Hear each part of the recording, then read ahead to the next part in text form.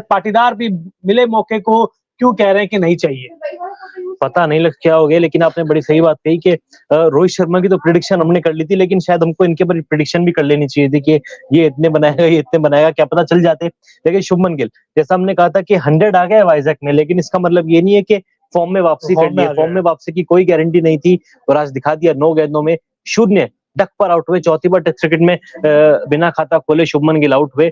और बड़ी इंटरेस्टिंग बात यह कि 4 ओवर इंग्लैंड के खिलाफ आउट हुए हैं डक पे, इंग्लैंड टेस्ट क्रिकेट में बिना खाता खोले आउट। ज्यादा इंग्लैंड में खेले नहीं है, नहीं तो ये आंकड़ा और बढ़ जाता।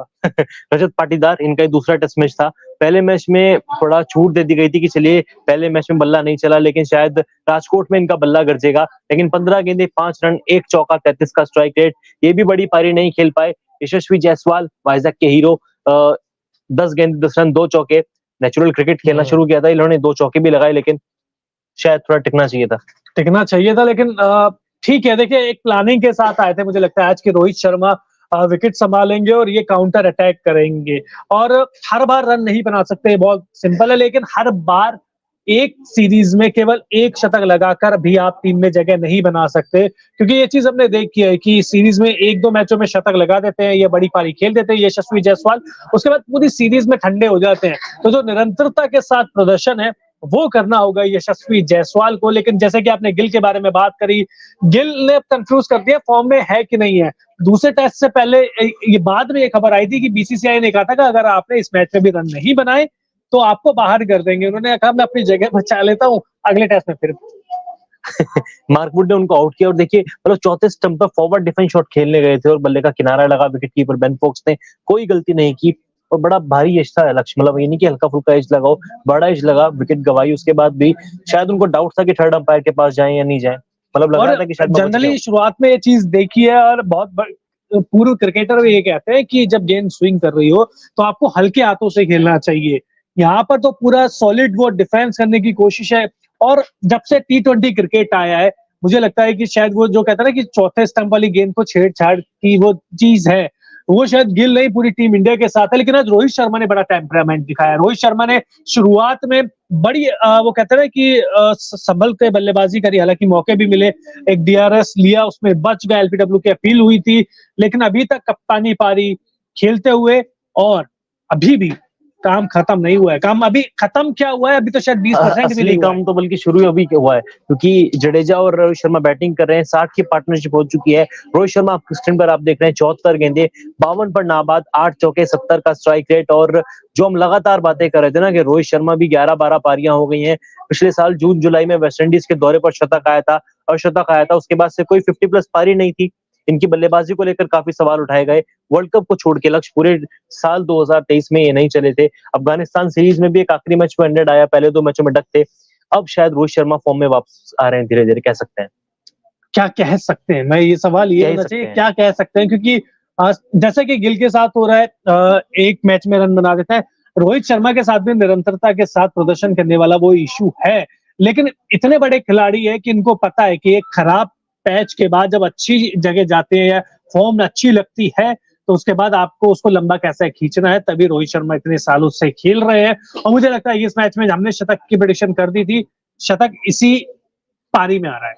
शतक इसी पारी में आ रहा है, जी हाँ। 48 रन दूर है वैसे तो शतक से, 17वां टेस्ट अर्धशतक लगा चुके हैं, 52 पर बल्लेबाजी कर रहे हैं। लेकिन जिम्मेदारी बहुत बड़ी है। जिम्मेदारी बड़ी इसलिए क्योंकि 3 विकेट आप खो चुके हैं। उसके बाद आने वाले बल्लेबाज सरफराज खान है, ध्रुव जुरैल है, जो कि आज अपना टेस्ट डेब्यू कर रहे हैं। पहला ही मैच है, प्रेशर उनके ऊपर भी रहेगा, क्योंकि 33 पर जब आप 3 विकेट खो देते हैं, मिडिल ऑर्डर कहीं ना कहीं डगमगा जाता है। आपको उम्मीद रहती है कि कप्तान आपका खड़ा रहेगा, एक बड़ा प्लेयर, एक अनुभवी प्लेयर, और पूरे बैटिंग लाइनअप में रोहित शर्मा के अलावा कोई अनुभवी प्लेयर ही नहीं है।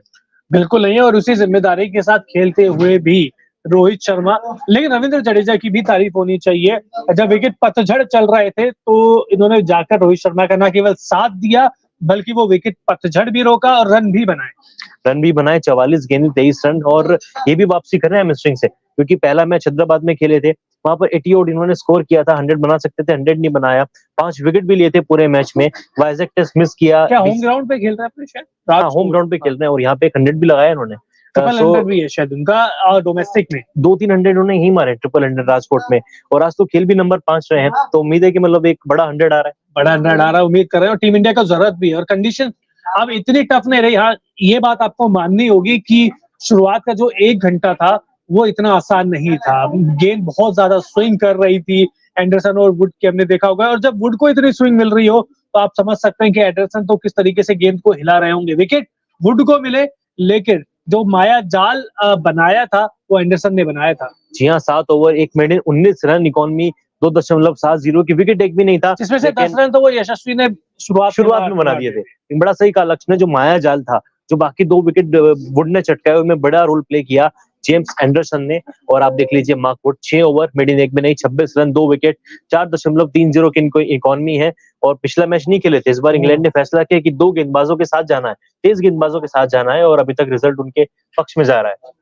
जी बिल्कुल, और जिस तरीके से गेंदबाजी स्पिनर्स ने भी किया, मदद तो मिल रही है, स्पिनर्स को भी मदद मिली और हार्टली को फिर से एक विकेट मिल गया, रजत पाटीदार का विकेट उन्होंने लिया है।